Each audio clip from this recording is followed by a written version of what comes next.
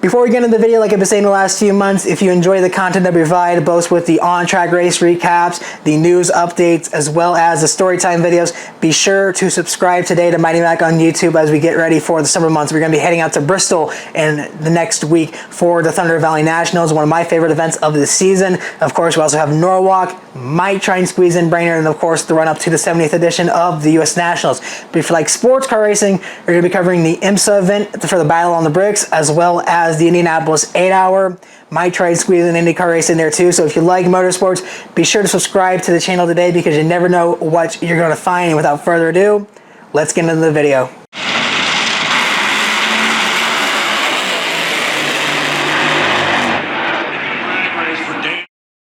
So qualifying for the New England Nationals has wrapped up today out at Epping Raceway, New England Dragway. It was pretty much straightforward of what you could expect from an NHRA qualifying session. It was almost a repeat of what we saw back on Friday. There was a lot of hype going into Friday night with the 4 rounds of qualifying because of the fact that the temperature was looking like you're going to see some record runs. There was a lot of talks. I believe the paddock was split on possibly Pro Stock getting under 5 seconds. Like you're talking about a sub 6 second run. You know, I believe the paddock was also split that you might be able to see a 340 mile an hour pass. Sadly, you didn't really see it. You saw some really impressive speeds, which we'll talk about later here in the video. But it was pretty much straightforward. Everybody was looking at Bob Tasca as possibly finally getting that 340 mile an hour run. I know they had the same clutch setup on that car back to what they had at Bradenton. The temperature degree, the track temp was about 3 degrees warmer, like only 3 degrees warmer than what they had at Bradenton for that run. It had dropped significantly within the last few hours leading up to his run, and it was just looking perfect, like it was going to happen. And then he ends up smoking it about right past the tree at about 200 feet, I would say. So a lot of hype. It was very exciting, but sadly you didn't see much of it. Going into Saturday, the weather was really hot with how cool it was on Friday night. No one was really able to improve to really make any noise. We were able to see a bit of a glimpse into Sunday about who's strong and who's not, which we'll talk about later on in the video when we recap qualifying. But it was pretty much, if you did not get a good run on the first 2 runs on Friday night, then you weren't really going to improve much on Saturday. Almost a repeat of Chicago, and might be a repeat what we're going to see at Bristol, considering the track conditions for Friday night is going to be very similar to what we saw here tonight, but with the elevation changes, you never really know. Looking straight into Pro Stock qualifying, number 1 qualifier once again is going to be Erica Enders. Laid down a 6.488. First time we saw that in a long time, with the fastest run in Pro Stock since the carburetor days back in the like late the 90s into the 2000s. She takes the number 1 qualifying spot. It was an Elite 1-2. As Troy Coughlin Jr. with a 5.10 takes second. Then it's a KB Titan 3 and 4. Dallas Glenn third. Matt Hartford with a great rebound of 4th after a disappointing last couple of weeks within the NHRA back at Charlotte as well as Chicago. Jerry Tucker rounds out 5th. Kenny Delco a good run up in 6th. Greg Anderson rounds out 7th. And Eric Latino another top half qualifying result in 8th. 9th is where you're going to find Derek Kramer. 10th, Aaron Stanfield, the finalist last weekend at Chicago. Jed Coughlin ends up 11th. Had a very disappointing Q1 run and was lucky enough just to get in Q2, and that locked him into the show. 12th, you're going to find Mason McGahey. 13th, Chris McGahey. 14th is Brandon Foster, who missed Q1 because of a business meeting down in Houston, and he just got to the track in time for Q2, literally flying to the track as Q1 was happening. 15th is going to be Brandon Miller. Fernando Quadro Jr. holds on to the last and final 16th spot, and Val Smealan has a disappointing run in Q4, came in not qualified, missed the 2-step, failed him, went straight to the beams and red light. A 7.758 finds him just outside what is needed to qualify for the event.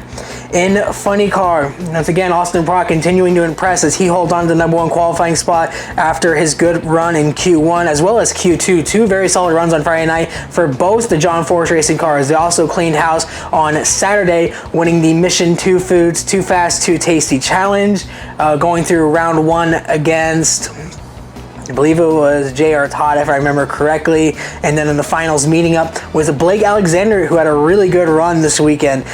Very solid passes for him. That car is looking better as Jim Head, the genius that is Jim Head, continuing to lay down some impressive runs. He makes it to a finals. Had the faster ET, but John being John, deep stages it and ends up stealing the win on a hole shot. Austin Prock, however, number one qualifier with an 8:37. John Force in second with an 8:65. J.R. Todd continuing to build momentum for that Coletta team as they keep improving throughout the season as we get into the summer months, rounds out third. Daniel Wilkerson with a really good rebound up into the fourth position after a disappointing couple of weeks. Matt Hagan rounds out fifth, the winner of the last two national events back at the Charlotte 4 White as well as Chicago. Bob Tasca III has to deal with a sixth place result. Blake Alexander, like I said, a top half result with a 9:45. He's going to be going to Norwalk in a couple weeks to defend his win from last year. He ends up seventh. Chad Green ends up top half qualifier with a 9:53 at 8th. Alexis DeJoria just got bumped down in Q4 because of that. She ends up 9th on a 9:56. Terry Haddock, another career best run, a 3:958. The team was ecstatic and jumping for joy on the starting line. Had two really solid runs back at Gainesville. And like I keep saying, for the love of God, somebody fund that team because it's a team that can do so much with so little. Just imagine what they could do if you put money behind them to go out there and run for wins. 11th is going to be Cruz Pedregon. 12th is going to be Ron Capps, who continues to have a struggle bus of the last few years. A very uncharacteristic start for him. He's going to be going into Bristol next weekend, where he won last year, got his first win of the season back there a year ago. Might end up being the same story there. Corey Lee 13th, Dave Richards with a 4.296 ends up 14th. Buddy Hole disappointing 15th, had a scary run in Q1 that saw him cross the center line, and then Mike Smith ends up in the 16th and final spot. No one goes home. Same for Top Fuel. Doug Coletta, number one qualifier with a 3.700. Very quick run on Friday night. Steve Torrance rounds out second with a 7:02. Brittany Force, who did not qualify back at Chicago, she finds herself sitting third, so a really good rebound. They had tested the Tuesday after Chicago. They come back to Epping and right back off where they left off after that disappointing ending in Chicago. Sean Langdon fourth, Billy Torrance fifth, Justin Ashley ends up sixth. Clay Millican had two solid runs on Saturday afternoon, and that car's track setup, which is they've been known to have very good heat runs, and it's looking even better going into this weekend. Four very solid runs both Friday and Saturday. Look out for him going into Sunday. Tony Stewart ended up 16th back at Chicago. He gets a top half qualifying result here with a 7.62. Another guy who's having some very solid runs this weekend. Your winner back at Chicago, Antron Brown in 9th. Dan Mercier, who had a really good weekend, rounds out 10th. Was actually, I believe, qualified number 3 going into Q2 on Friday night. Ran in the Mission Foods Too Fast 2 Tasty Challenge after making it to the semifinals at Chicago and made the final round against, I believe it was Steve Torrance, and then ends up having a very solid run, almost won that race. Dan Mercier rounds out 10th. Josh Hart 11th, Jasmine Salinas 12th, Sean Reen ends up 13th, a disappointing result for Tony Schumacher back in 14th, Smax Smith ends up 15th, and Scott Farley unable to get a clean run. 13.824 sees him just hang on due to the fact there's only 16 cars on the property. We have a lot of highlights to go through. Let's get to that, and then we'll wrap it up and look forward to who might be your winners this Sunday for the New England Nationals.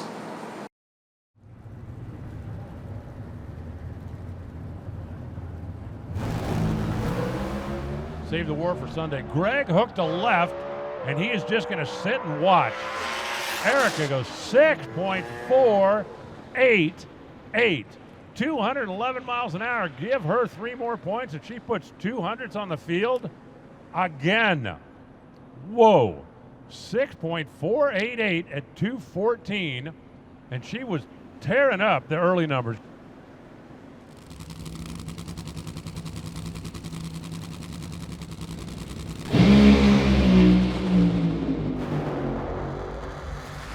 .837, 336 miles an hour. Austin Prock goes to the top. John goes 386 at 333 miles an hour. And the two Chevrolets started 1 and 2, and they go back to 1 and 2.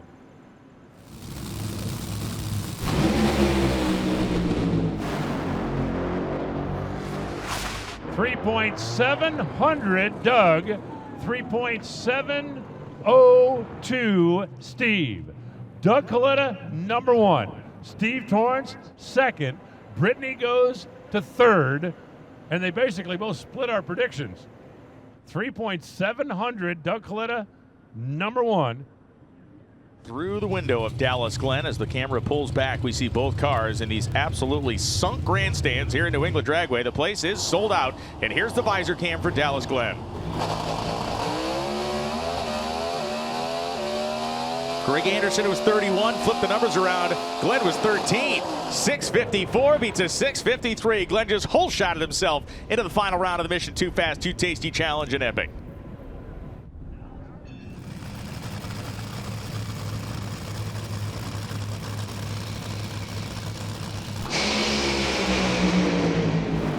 Langdon's got cylinders out at the finish line stripe. It's Mercier. How about you, Dan? 385.7 beats a 389.6. Blake Alexander's out there ahead of Matt Hagan, and he finishes the job. 4:02.6, 311 miles an hour. Yeoman's work being done by Blake Alexander. An 0:65 light, that was stout. Hagan was 91 with nearly equivalent 60-foot time. When these two ran even earlier this weekend side by side in qualifying, is that they both let their cars speak louder than their mouths, and they are both now fully staged in this final Mission Too Fast, Too Tasty round. Just like in Chicago, 2,000 separation on reaction time, and at the stripe, just like Chicago, it's Dallas Glen. 6:54.5 beats a 6:55.1. The margin of victory, a razor paper thin 9,000ths of a second. Angel Sampey, the brand ambassador for Mission Foods, has put the medallion around Dallas Glen's neck. A guy who has been hoisting a lot of hardware as of late. Our winner in Chicago. Now you get the Mission Foods Too Fast, Too Tasty Challenge win. How does that prepare you for tomorrow? I think it was a great preparation for tomorrow. I've been trying to stay a little bit more relaxed and not try to get all amped up like I've been before, and I feel like it's definitely helped me a little bit. But these are really hard to come by. I don't tend to do very great on bonus races, so we were able to get it done. We got a great hot rod in the heat. It's going to be nice and warm just like today for tomorrow, so I feel like we got something for them. But it's good for Rad Torque Systems, for GESI, Summit, just everybody here at KB Racing. I think we did a fantastic job today, and I got a good hot rod for tomorrow.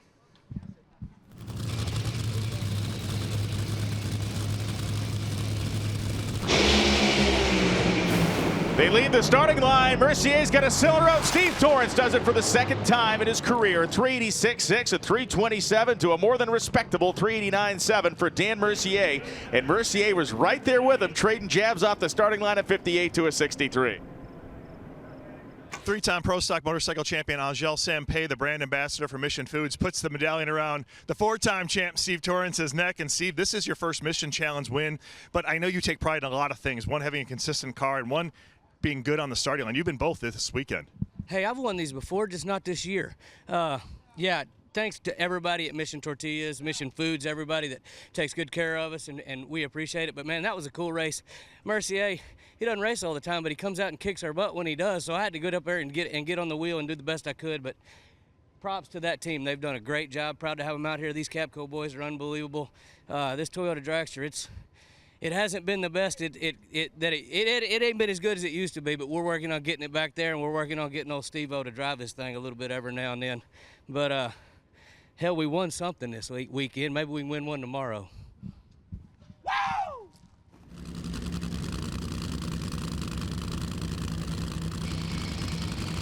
There it is. And it's going down to the finish line stripe for John Force. John Force runs 4:04.8 and wins on a hole shot. 399.6 at a speed of 320 miles an hour for Blake Alexander. But Force, as we talked about and as you predicted, put the car in there and did the job he needed to do. Angel Sampey, the brand ambassador for Mission Foods, puts the medallion around the champ's neck. John Force does what he has to do up there to get the win. Rolling that car in deep, getting the reaction time advantage. Are you still having fun driving these things, John? Loving it. Love racing these kids. They make me get out of bed every day and get mental. GHX and Off-Road Campers, the guys that support me. At AAA, I want to just say, been with me a long time. Love these people and all that they've done. But Frank Teagues and Hendricks, I want to tell all you guys in Course Peak, Tom Hervis, the old man still looks like he's got a life. It ain't over yet, but it's getting pretty close. All right, so looking into Sunday for the New England Nationals, again, just like I've been saying all week, all season long, this season just keeps getting better and better and better. If you're not following NHRA right now, you're going to be regretting that as we head towards the countdown because the competition is picking up as he is also rising. For Top Fuel, the picks are pretty much it's wide open. Clay Millican looks to have a strong hot track setup, but of course, so does Doug Coletta, Steve Torrance, Brittany Force, and Sean Langdon, the usual suspects. Justin Ashley, once again, drilling on the tree, just like we saw back in Chicago. They got him a whole shot win against Doug Coletta in round 2. He's going to be a guy to watch out for because of his fast, lightning-quick reaction times, but of course, with Dan Mercy having some solid runs, it's going to be anybody's game there, but probably my top pick right now, based off what I'm seeing, is going to probably be around that Doug Coletta, Sean Langdon area. Coletta looks very strong. In funny car, it's probably going to be one of the 2 Force cars. Austin Prock looking very strong as he always has. John Force won this event for the Too Fast, Too Tasty Challenge. 1-2 result for John Force Racing. I believe that happened earlier this season as well, but a really good, strong result for them. Austin Prock could easily take it. So could John Force, but again, with guys like Matt Hagan, who are known not to really go fast, but are able to survive round by round by round, he's going to be a guy that could easily sneak his way up into the winner's circle. I believe he qualified 9th back in Chicago, if I remember. So again, qualifying results don't really matter for him. Terry Haddock could be an upset alert. I don't believe he's going to go to the final round, but he could easily steal a round win. I believe if he's qualified 10th, he's probably going to be facing, I believe, either Daniel Wilkerson or Matt Hagan. So, I mean, pick your poison. It could easily happen to both of them.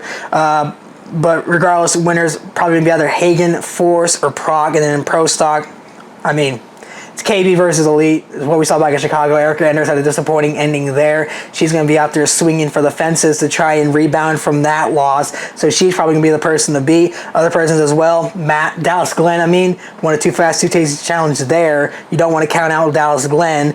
But, of course, you also have Greg Anderson up there, as well as Aaron Stansfield trying to rebound as well. So it's pretty much wide open. Be sure to pick up your drag racing bracket bonanza picks for tonight, so that way you don't miss out on that. Again, free to play. Sign up. They're not even paying me anymore. I'm just telling you this because I still believe it. One of the best games out there right now. It's free to play. It's very fun and very informative to help you learn the ins and outs of drag racing. So be sure to sign up today and fill out your brackets for Sunday night or Sunday afternoon. And until Sunday, it is a Mighty Mac, but as always, be sure to like, subscribe, share the video, comment down below, and give us your thoughts on the weekend, who you believe your picks are going to be for the Epping New England Nationals. Be sure to follow me on social media pages down below, Mighty Mac 03 on Facebook, Twitter, Instagram, TikTok, all that fun stuff. And until Sunday night, this is my Mighty Mac, and I will see you next time.